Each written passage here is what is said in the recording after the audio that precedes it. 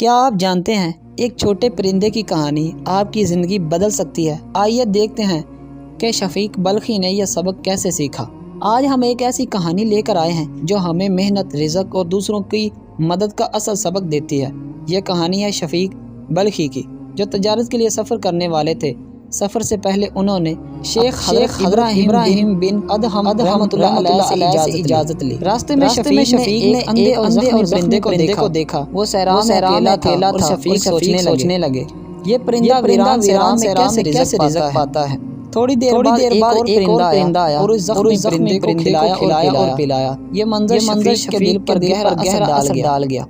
شفیق نے سوچا جب اللہ اس زخمی پرندے کو رزق دے رہا ہے تو مجھے بھی رزق دے سکتا ہے، پھر میں تجارت کیوں سفر کروں۔ چنانچہ وہ واپس اپنے گھر لوٹ آئے۔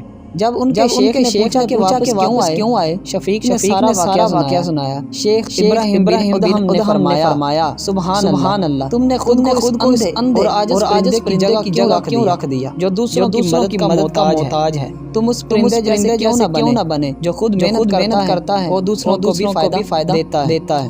شیخ نے مزید فرمایا اوپر والا ہاتھ نیچے والے سے بہتر اور خرچ کا آغاز اپنے اہل سے کرو۔ رسول صلی اللہ علیہ وسلم نے فرمایا جو شخص اپنے والدین، اہل و عیال یا خود کو پاک دامن رکھنے کے لیے کوشش کرے وہ اللہ کی راہ میں ہے۔ اسلام نے محنت اور دوسروں کی مدد کو عبادت سے افضل قرار دیا ہے۔ تو اے بھائی تم پرندہ بنو وہ جو محنت کرتا ہے، فائدہ پہنچاتا ہے اور دوسروں کے لیے راحت کا ذریعہ بنتا ہے۔ یہی اصل سبق ہے کہ اللہ کی رضا اور رزق حاصل کرنے کا بہترین راستہ ہے۔ اگر آپ کو یہ کہانی پسند آئی تو لائک کو سبسکرائب کریں اور شیئر کریں تاکہ دوسروں تک بھی یہ سبق پہنچے۔